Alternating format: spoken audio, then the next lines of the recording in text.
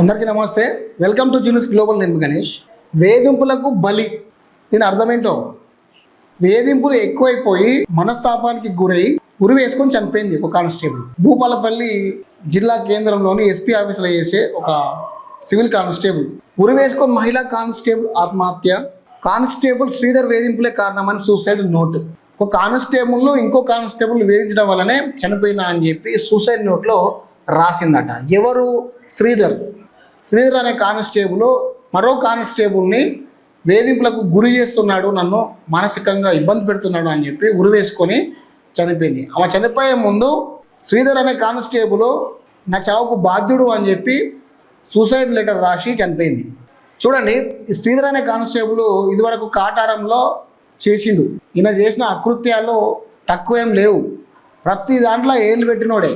Real ఎస్టేట్లలో కుంభకోణం చేస్తున్నాడు, ఫౌండేషన్ల పేరుతో దోపిడీ చేస్తున్నాడు, ఇసుక కార్యాలల్లో మట్టి కార్యాలల్లో బెదిరింపులు గురి చేస్తూ ఉన్నాడు అని చెప్పి పోలీస్ శాఖలో ఒక మచ్చ వస్తే నేను తీసుకుపోయి భూపాలపల్లి పడగొడితే వాళ్ళు అక్కడ కూడా ఇలాంటి అకృత్యాలే మొదలుపెట్టిండి. ఈ అకృత్యాలకు ఈయనకేం తక్కువ ఏం లేదు. కాటారంలో చాలా అకృత్యాలు చేసిండు. కాటారంలో పెద్ద మొత్తంలో ఈయన దందా నడిపించిండు. ఈయన దందా వల్ల ఎస్ఐలు సిఐలు ఈయనను వాడుకొని అక్రమ దందాలలో వాళ్ళు డబ్బులు సంపాదించుకున్నారు. ఈయన బెదిరింపులకు గురి చేసి డబ్బులు తీసుకొచ్చేటోడు ఎస్ఐలు సిఐలు సంపాదించుకుంటాడు. ఈయన చూసి సస్పెండ్ అయినా కూడా ఈయనకు శాలరీ పడేది. అంతటి ఘనకార్యం చేస్తాడు ఈయన. అయినా కూడా ఈయన అంతటి ఘనకార్యం చేస్తున్నాడు అని చెప్పి ట్రాన్స్ఫర్ చేస్తే ఆ ఘనకార్యం మళ్ళీ అక్కడ మొదలుపెట్టిండు. ఈయనది నిజంగా ఈ బల్బు మాత్రం తగ్గుతలేదు. ఇది మత గర్వం కూడా తగ్గుతలేదు. చేసే అకృత్యాలు ఎక్కడున్నా ఒకే తీరుగా ఉంటున్నాయి. పోలీస్ డిపార్ట్మెంటు కళ్ళు మూసుకుందా? న్యాయదేవత కళ్ళు కట్టినట్టు పోలీస్ డిపార్ట్మెంట్కి కూడా కళ్ళు గంతలు కట్టుకుందా? ఒక మహిళా కానిస్టేబుల్కి రక్షణ లేకుండా పోతే సాదా సీదా కామన్ పీపుల్కు ఎటువంటి రక్షణ ఇస్తుంది పోలీస్ డిపార్ట్మెంట్ చెప్పు?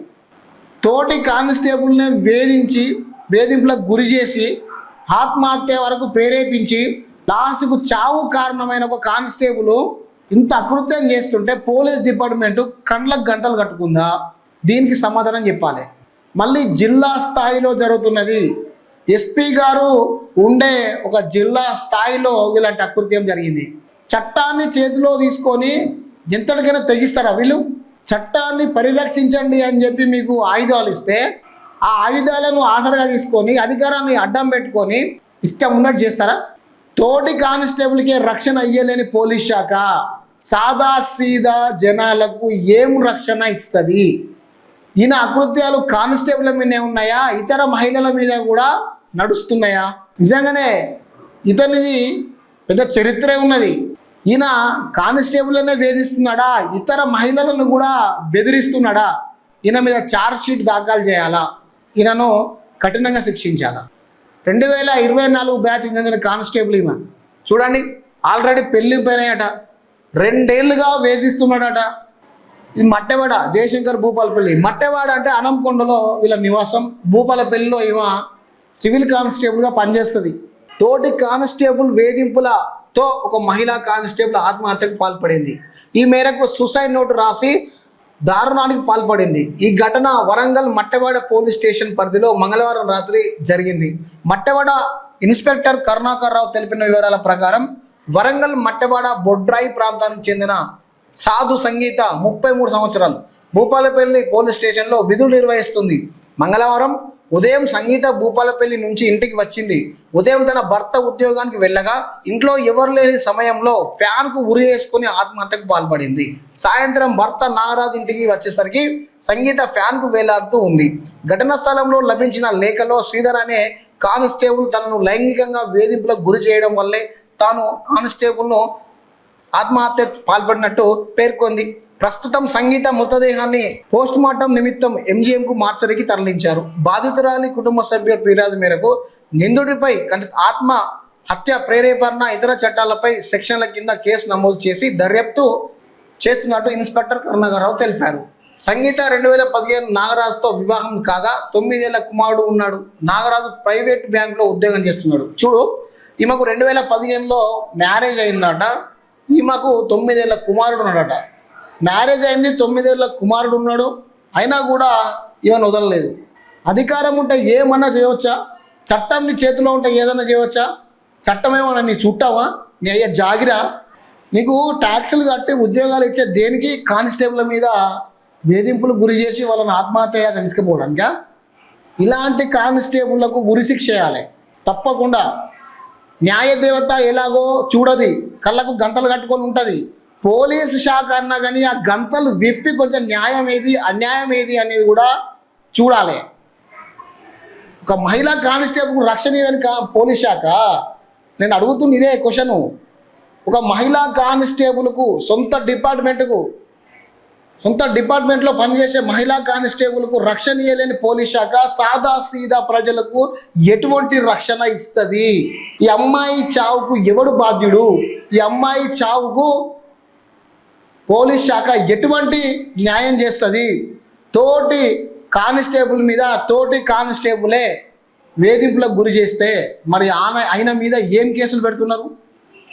అతన్ని ఏ విధంగా ఇంటరాగేట్ చేస్తున్నారు? ఇదంతా పోలీస్ శాఖ ఆత్మరక్షణ చేసుకోవాలి. 2 ఏళ్లుగా వేధింపులు. సంగీత 2024 పోలీస్ కానిస్టేబుల్గా ఉద్యోగం చేరింది. మొదటిగా ములుగు గణపురం పోలీస్ స్టేషన్లో విధులు చేరింది. ఆ సమయంలో అదే పోలీస్ స్టేషన్లో భూపాలపల్లి జిల్లా కాటారానికి చెందిన 2013 బ్యాచ్కి చెందిన శ్రీధర్ కానిస్టేబుల్తో పరిచయం ఏర్పడింది. అక్కడ శ్రీధర్ సంగీతను వేధిస్తున్నాడని తెలుస్తుంది. 6 నెలల కిందట సంగీత భూపాలపల్లి స్టేషన్కు బదిలీ అయింది. చూడు, ములుగు గణపురంలో కూడా అక్కడ వేధిస్తున్నాడు అని చెప్పి భూపాలపల్లికి వస్తే చూడు, ఈయన కథలు చూడు. భూపాలపల్లికి స్టేషన్ బదిలీ అయింది. శ్రీధర్ను కూడా భూపాలపల్లి ఏఆర్కు అటాచ్ చేశారు. అక్కడ కూడా సంగీతపై వేధింపులు ఆపలేదు. శ్రీధర్ వేధింపులు మరీ ఎక్కువ కావడంతో సంగీత మనస్తాపంతో ఆత్మహత్యకు పాల్పడినట్లు పేర్కొంది. సోమవారం విధులు నిర్వహించుకొని మంగళవారం ఉదయం వరంగల్కు చేరుకొని ఇంట్లో ఎవరు లేని సమయంలో సూసైడ్ నోట్ రాసి ఆత్మహత్యకు పాల్పడింది. ఘటనా స్థలంలో దొరికిన సూసైడ్ నోట్ పోలీసులు స్వాధీనపరుచుకున్నారు. అందులో రాసిన అంశాలను పరిగణలోకి తీసుకున్నారు. అదేవిధంగా తీసుకొని దర్యాప్తు కూడా చేస్తూ ఉన్నారు. కాగా కానిస్టేబుల్ సంగీత ఆత్మహత్యతో మట్టెవాడ ప్రాంతంలో విషాద ఛాయలు అమలుకున్నాయి. అదేవిధంగా 2024 బ్యాచ్కి చెందిన తోటి కానిస్టేబుల్ తీవ్ర విషాదంలో మునిగిపోయారు. ఇక మహిళలకు ఏడ రక్షణ ఉన్నాయా? పోలీస్ డిపార్ట్మెంట్లో రక్షణ లేదు, ఎడ్యుకేషన్ డిపార్ట్మెంట్లో రక్షణ లేదు, ఇతర డిపార్ట్మెంట్లో రక్షణ లేదు. రక్షించాల్సిన పోలీసులు వేధింపులకు గురి చేస్తూ ఉన్నారు. ఇక రక్షణ ఏది? మీరు ఎన్ని చట్టాలు తెచ్చినా కానీ ఎవని గడ్డి వీకుతానే అవి?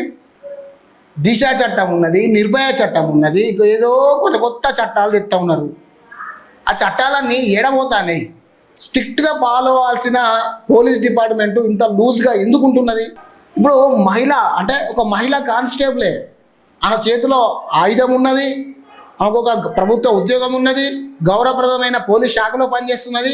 ఆమెకే న్యాయం ఆమెనే వేధిస్తుంటే సాదాసీదా మహిళలు, రోజువారి కష్టం చేసుకొని బతికే మహిళలు, వాళ్ళకేం రక్షణ ఉంటుంది? అధికారం చేతుల్లో ఉంటే ఆడిందే ఆట పాడిందే పాటన పోలీస్ శాఖను అడ్డం పెట్టుకొని ఇలా వేధిస్తారా? చట్టాలు వీళ్ళకేమన్నా చుట్టాలుగా మారుతున్నాయా? అంటే డిపార్ట్మెంట్లో ఉంటే ఏదైనా చేయవచ్చా? ఒడిగట్టచ్చా? ఒక బాధ్యత గల పోలీస్ ఆఫీసర్ అయి ఉండి ఇంకో బాధ్యత గల పోలీస్ ఆఫీసర్ మీద వేధింపులు గురి చేయడం ఎంతవరకు కరెక్ట్? ప్రజలారా మీరు ఒకసారి చెప్పండి. ఈ శ్రీధర్ అనే వ్యక్తి ఈయనను ఏం చేయాలి? ఆ అమ్మాయి చావుకు కారణమైన శ్రీధర్ అనే కానిస్టేబుల్ను ఏం చేయాలి? అమ్మాయి చావు కారణమైన శ్రీధర్ అనే కానిస్టేబుల్ను ఉరి చేయాలన్నా, ఎన్కౌంటర్ చేయాలన్నా, జైల్లో పెట్టాలన్నా, లైఫ్ లాంగ్ జైలు శిక్ష చేయాలన్నా, ఏమేయాలి? ప్రజలారా మీరు చెప్పండి. ముందుగా మహిళలు, మీకే రక్షణ లేకుండా పోతున్నది కదా. ఇక రేపటి నుండి ప్రభుత్వ పెద్దలారా పోలీస్ శాఖకు విగ్రహాన్ని పెట్టి దానికి కళ్ళకు గంతలు కట్టండి. ఇక న్యాయశాఖ కళ్ళకు గంతలు ఉన్నట్టు పోలీస్ శాఖ అనే ఒక విగ్రహాన్ని పెట్టి కళ్ళకు గంతలు కట్టండి. ఇక న్యాయశాఖ కళ్ళు తెరవదు, కళ్ళకు గంతలు ఉంటాయి, ఏదైనా చేసుకుంటాం మేము అని చెప్పి బహిరంగంగానే చెప్పండి. ఎస్పీలు, డిఎస్పీలు, కమిషనర్లు, ఎస్ఐలు, సిఐలు వీళ్ళందరూ మీరు ప్రెస్ మీట్లలో చెప్పండి. ఇక డైరెక్ట్గా మీ సొంత డిపార్ట్మెంట్లోనే ఇట్లా వేధింపులు గురి చేస్తూ ఉంటే మా పోలీస్ శాఖ గంతలు కట్టుకొని ఉన్నది, మేము చూడట్లేదు, ఇలాంటి వేధింపులు చేయడం మాకు కామనే, మా పోలీస్ డిపార్ట్మెంట్ దాన్ని వెనుకేసుకొస్తుంది అని చెప్పి మీరు ప్రెస్ మీట్లో చెప్పండి. ప్రజలకు కూడా మీ మీద నమ్మకం పోతుంది. కేవలం రాజకీయ నాయకులకు తొత్తుల్లోనే ఉంటున్నాం, కేవలం రాజకీయ నాయకులకు మేము గన్మెన్లుగా పనిచేస్తాం, ప్రభుత్వ పెద్దలు ఏం చెప్తే గదే చేస్తాం అని చెప్పి మీరు బహిరంగంగా చెప్పండి. మేము సర్వీస్లోకి వచ్చింది రాజకీయ నాయకులకు తొత్తులుగా వ్యవహరించడానికే, ప్రజలకు సేవ చేయడానికి మాత్రం కాదు. మాకు జీతాలు వస్తున్నాయా, మామూలు వస్తున్నాయా అంతే మేము చూసుకుంటాం. పైన ఉన్న అధికారంలో ఉన్న వ్యక్తి ఏం చెప్తే మేము అదే చెప్తాం, కానీ సాదా సీదా ప్రజలను మేము పట్టించుకోం. మా శాఖకు గంతలు కట్టుకొని ఉన్నది, మా దగ్గరికి కేసులు పెట్టడానికి రాకండి, వేధింపులు గురి చేసినా రాకండి అని చెప్పి మీరు బహిరంగంగా ప్రజలతో చెప్పేసేయండి. చట్టాలు మా చేతుల్లో ఉన్నాయి, మేము ఏమైనా చేయగలుగుతాము అని చెప్పి కూడా మీరు ప్రజల్లో చెప్పండి. ఇంతటి అన్యాయం ఉంటుందా? తోటి కానిస్టేబులే ఇంతటి ఘోరం చేస్తాడా? మీ ఆత్మరక్షణకే వదిలిపెడుతున్న పోలీస్ శాఖకు